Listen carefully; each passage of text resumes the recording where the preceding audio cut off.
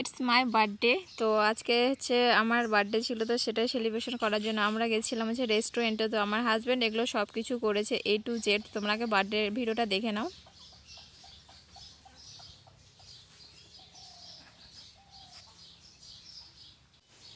এমনিতে তো মানে বাড়িতেই করতাম, 3বার বাড়িতে করেছি। তারপরে যেহেতু বাড়িতে করতাম তখন আমারই খুব অসুবিধে হতো, কারণ আমাকে সব কিছু A to Z করতে হয়।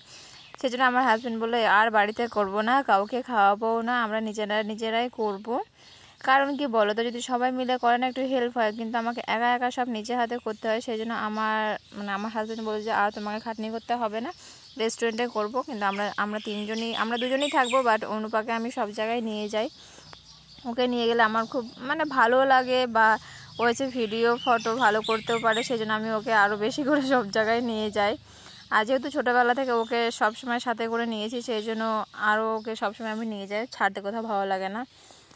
তো যাই হোক, আমি ভিডিওটা এখানে দুপুরবেলা এটা স্টার্ট করছি। তো আমি এখানে আমার স্নান করে উঠেছি, আমার হাজব্যান্ড বলল কি চোখ বন্ধ করে, আমি দাঁড়াও আগে ভিডিওটা চালু করি তারপরে তো। তো এখানে আমার জন্য হচ্ছে একটা রিং নিয়ে এসছে, তো সেটা খুবই ভালো আর কি দেখতে, মানে ডিজাইন। এর আগে আমার জন্য যত জিনিস নিয়ে আসে আমার চয়েস হয় না, বাট মানে থাকতে থাকতে তো 5টা বছর হয়ে গেল, 6 বছর হতে চলবে আর কি, এই 5 বছরই ধরো, আমার 6 বছর হতে দেরি আছে। তো 5 বছর থাকতে থাকতে হয়তো একটু ভেবেছে যে চয়েসটা কেমন হয় না হয়, তো একটু ভালো হয়েছে। যখন এই পায়েলগুলো দেখালো আমাকে, পায়ের তোড়াগুলো এত সুন্দর লাগছিল, আমি তো নিজেই দেখে অবাক হয়ে গেছি যে এত সুন্দর চয়েস কবে থেকে হলো। তো ওই বলে কি আমি নিজে হচ্ছে পায়ে দিয়ে দেখেছিলাম যে হবে কি না, ছোটো না বড়, তারপরে চয়েস করে নিয়ে আসা। আর আংটি, ওটা ওনার চয়েস করতে করতে অনেক টাইম লেগে গেছে। বলে আমি মাপটাও নিইনি, তোমার এখন কী করে নিব না নিব। তো ওই হচ্ছে ওর কিনি আঙ্গুলের মাপ নিয়ে আমার জন্য এনেছিল, একবারে ঠিকঠাক হয়েছে আমার হাতে। তো আমার খুবই পছন্দ হয়েছিল, এগুলো আমি আশা করিনি, যেহেতু আমি বার্থডের একদিন আগে গিফট পেয়ে গেছিলাম। তো আমার সেরকম কিছু আশা থাকে না, যখন কোনো কিছু আশা থাকে না তখন মানে আর কি এগুলো জিনিসগুলো ভালো হয়। তো আমার এগুলো দেখে খুবই পছন্দ হয়েছে। তো বললো যে আমি পরিয়ে দিই তোমাকে, তাই বললাম ঠিক আছে তাহলে পরিয়ে দাও। যখন পায়ে তো ওটা খুলেছিল, তো 2টা এসটায় ওই পায়েলের মধ্যে ছিল, তো এটা হচ্ছে লাগানোটা নেই এখানে। যখন দেখলো তখন ওই আবার লাগিয়ে দিল, তাই বললাম তুমি লাগাতে পারবো না, আমি লাগিয়ে দিই তারপরে তুমি পরিয়ে দিও। বলে যে ঠিক আছে। তো এই যে কালারটা, এটা খুব না পায়ের মধ্যে ভালো লাগছিল দেখতে। আরেকটা ছিল হোয়াইট পুঁথি, আর এটা হচ্ছে চেরি টাইপসের একটু পুঁথিটা ছিল।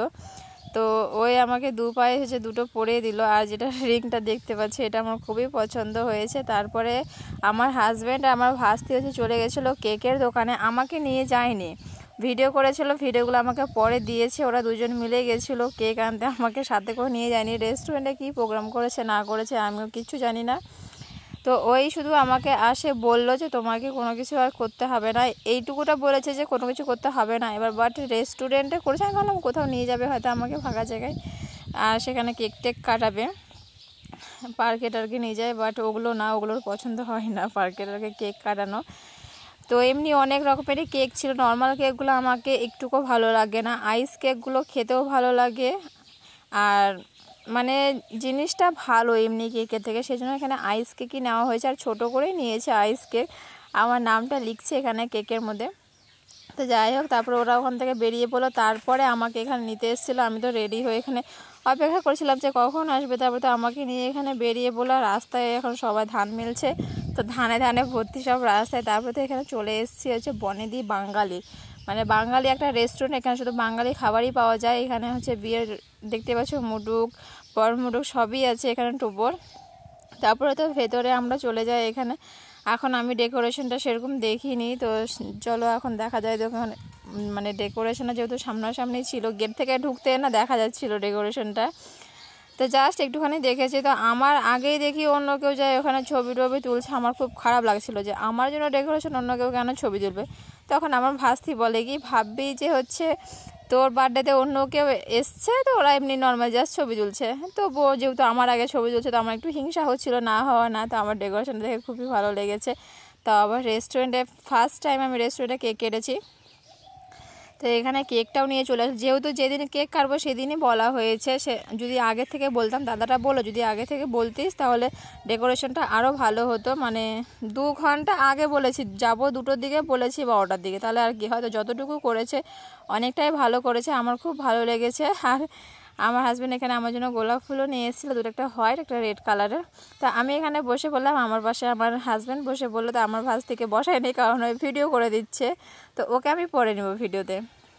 তো এখানে মোমটা ক্যান্ডেলসগুলো জ্বালিয়ে দিল।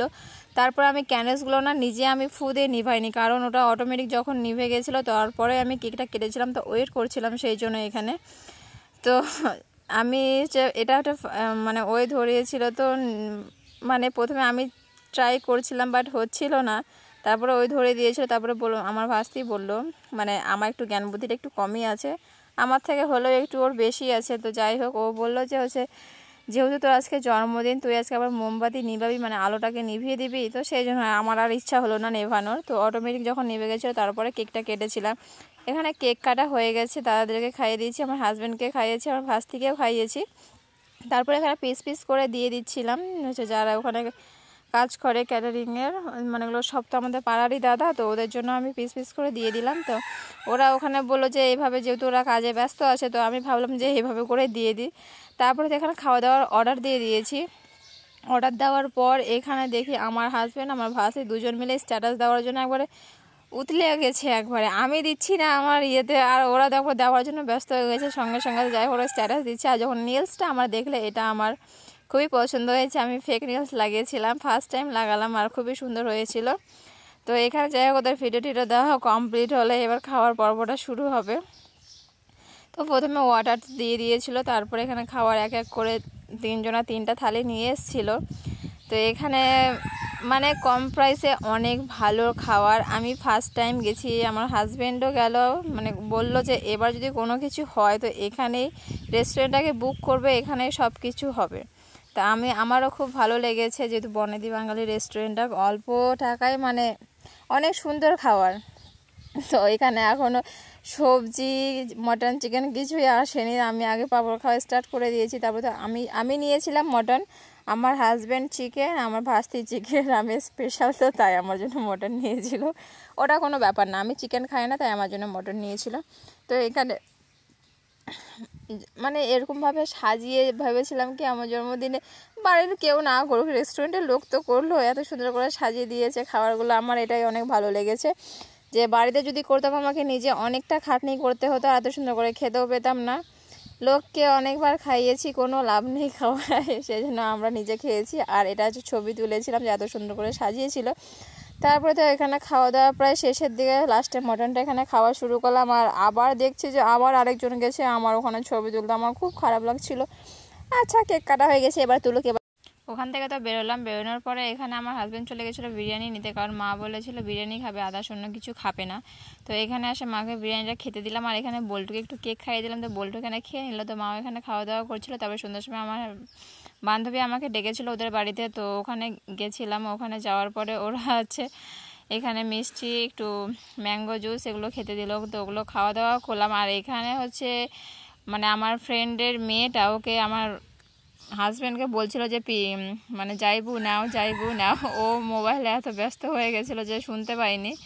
তো ওই ওখানে অনেকক্ষণ থেকে ডাকছিল ওকে, তো যাই হোক এবার শুনতে পেয়েছে। তো ওখানে ওই খাওয়া দাওয়া করলো, তারপরে তো এখানে আমি খাওয়া দাওয়া করছিলাম।